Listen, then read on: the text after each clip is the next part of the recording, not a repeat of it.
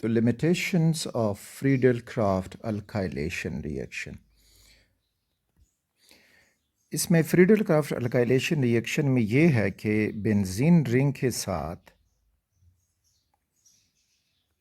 किसी alkyl halide को react किया जाता है या अल्काइल क्लोराइड कोई भी हैलाइड हो in the presence of AlCl3 as a catalyst, और हमें प्रोडक्ट में अल्काइलेटेड बेंजीन मिलेगा। This is that alkylated benzene और HCl।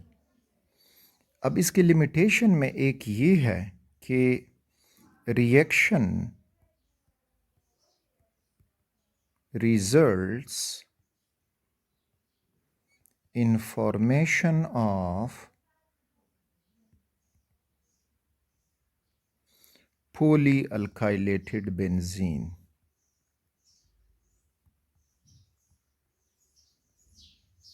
यानी मानो अल्काइलेशन पे ये रिएक्शन स्टॉप नहीं होता बल्कि पोली अल्काइलेटेड बेंजीन बनेगा। यानी फॉर एग्जांपल यहाँ पे अगेन ले लें कि this is benzene reacted with methyl chloride in the presence of AlCl3।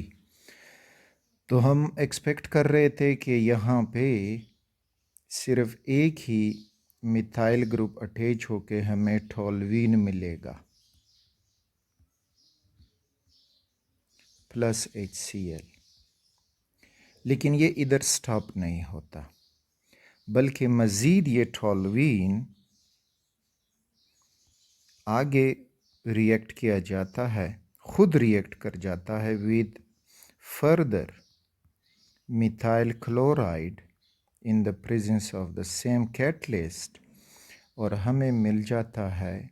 अच्छा, यहाँ पे ये याद रखें कि जो पहले से वाला मिथाइल ग्रुप है इट इज़ आर्थोपेरा डायरेक्टिंग।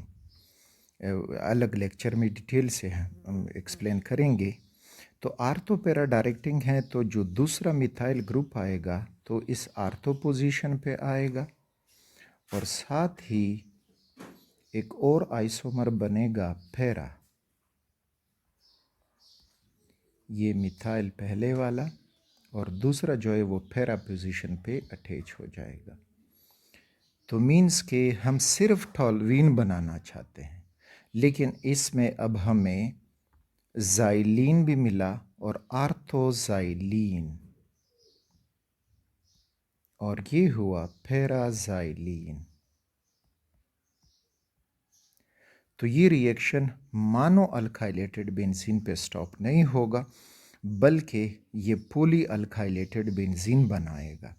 इसी तरह से अगर इस बेंजीन रिंग के ऊपर फर्दर मिथाइल ग्रुप आ जाएं लाइक दिस वन,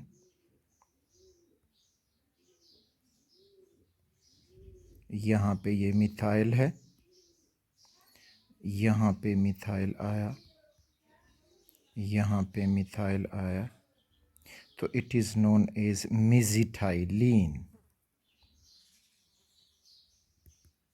ये मेजिटाइलिन हुआ। इसी तरह से अगर बेंजीन रिंग पे ये मिथाइल है, इधर मिथाइल, हमने नोमेनक्लेचर में भी इनको पढ़ा था, यहाँ दोबारा देख लें तो ये है ड्यूरीन। तो अब ये पोली अल्काइलेटेड बेंजीन है। हमारी एक्सपेक्टेशन थी कि भाई ये एक ही अल्काइलेटेड बेंजीन बनेगा यानी टॉल्वीन बनेगा, लेकिन टॉल्वीन नहीं बनता। ये रिएक्शन फर्दर प्रोसीड कर जाता है और पोली अल्काइलेटेड बेंजीन बना देता है।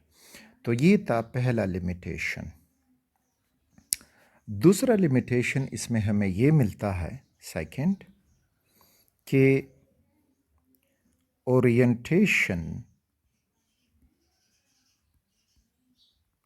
of the alkyl group takes place and different product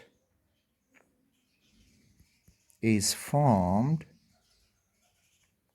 than expected.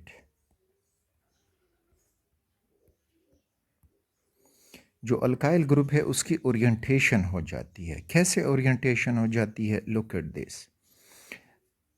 हम चाह रहे थे कि बेंजीन को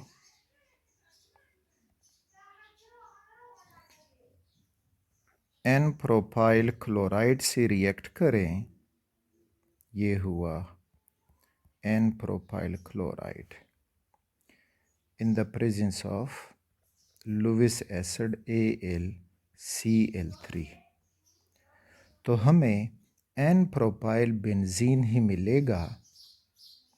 ये हमारी एक्सपेक्टेशन थी। यानी अब क्लोरीन कार्बन नंबर 1 पे है, 2, 3। तो कार्बन नंबर 1 हमने एक्सपेक्ट किया कि ये बेंजीन से अटैच हो जाएगा और CH2 एंड CH3 और साथ में जो दूसरा प्रोडक्ट है दैट इज़ HCl वहीं। तो हम एक्सपेक्ट कर रहे थे कि एन प्रोपाइल बेंजीन बन जाएगा, एन प्रोपाइल बेंजीन। लेकिन ऐसा होता नहीं, बल्कि इस रिएक्शन से जो एक्चुअल प्रोडक्ट हमें मिलेगा तो वो ये होगा। Again AlCl3 is the catalyst और हमें आइसोप्रोपाइल बेंजीन मिल जाएगा, isopropyl benzene. So this is the actual product. तो वो आइसोप्रोपाइल बेंजीन ये होगा कि यहाँ पे बेंजीन है,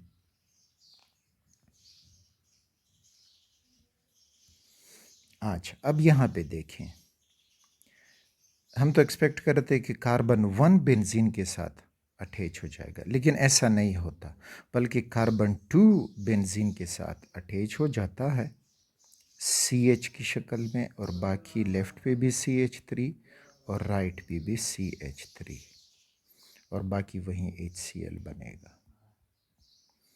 तो ये बना isopropyl benzene which is known as cumene, जिसका कॉमन नेम क्यूमीन है।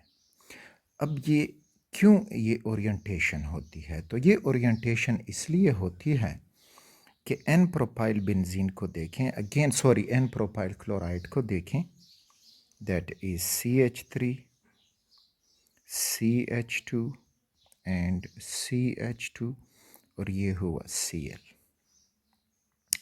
अब क्या होता है कि आगे जब ये बॉन्ड टूटेगा क्लोरीन की तरफ तो हमें मिल जाएगा CH3 CH2 और CH2 with A positive charge, और क्लोराइड जो कैटलिस्ट के साथ मिलेगा तो ये क्लोराइड हुआ। अब यहाँ पे ये जो बना, this is known as primary carbonium ion या carbocation. It is primary carbocation. जबकि होता ये है कि अगर टर्शियरी कार्बोकेटाइन है that is more stable than secondary carbocation and more stable than primary carbocation। तो ये कार्बोकेटाइन प्राइमरी है तो इस वजह से ये अनस्टेबल है। तो स्टेबिलिटी हासिल करने के लिए इसमें ये जो पॉजिटिव चार्ज है ये शिफ्ट हो जाएगा टू दी सेकंड कार्बन। ठीक, तो इसमें अब वो शिफ्टिंग कैसे होगी? So look at this shifting. This is CH3, ये जो सेकंड कार्बन है तो इसको हम CH लिखेंगे विद दिस पॉइंट इस तरह से, और यहाँ पे ये CH2 है विद ए पॉजिटिव चार्ज। अब यहाँ पे इस तरह से ये शिफ्टिंग हो जाएगी कि ये बॉन्ड जो है ये टूट जाएगा हाइड्रोजन की तरफ, यानी प्रोटॉन शिफ्ट हो जाएगा, और ये जो सॉरी हाइड्राइड शिफ्ट हो जाएगा। तो ये हाइड्राइड यहाँ से शिफ्ट होके इधर मिल जाएगा, यहाँ पे, क्योंकि ये पॉजिटिव है और ये नेगेटिव है। तो हमें क्या मिलेगा, इस कार्बन पे पॉजिटिव चार्ज आ जाएगा जो मिडिल का कार्बन है, तो इधर ये CH3 हुआ, ये CH हो गया, और यहाँ पे अब ये जब H इधर पहुँचा तो ये भी हो गया CH3, और यहाँ पे ये पॉजिटिव चार्ज। तो इस तरह से ये बना सेकेंडरी कार्बोकेटाइन या कार्बोनियम आयन। अब अगर यहाँ पे टर्शरी बनता तो फिर ये टर्शरी में जाता। तो इस वजह से अब बेंजीन रिंग पे जो कार्बन फर्स्ट था वो अटैच नहीं होगा कि वो इधर बेंजीन से बॉन्ड नहीं, अब ये कार्बन सेकंड बेंजीन से बॉन्ड बनाएगा। तो ये कार्बोकेटाइन की स्टेबिलिटी की वजह से ओरिएंटेशन ऑफ दी जो आयन है वो हो जाता है अल्काइल हैलाइड का जो अल्काइल ग्रुप है। So this was the two limitations of Friedel-Crafts alkylation. The next is Friedel-Crafts acylation.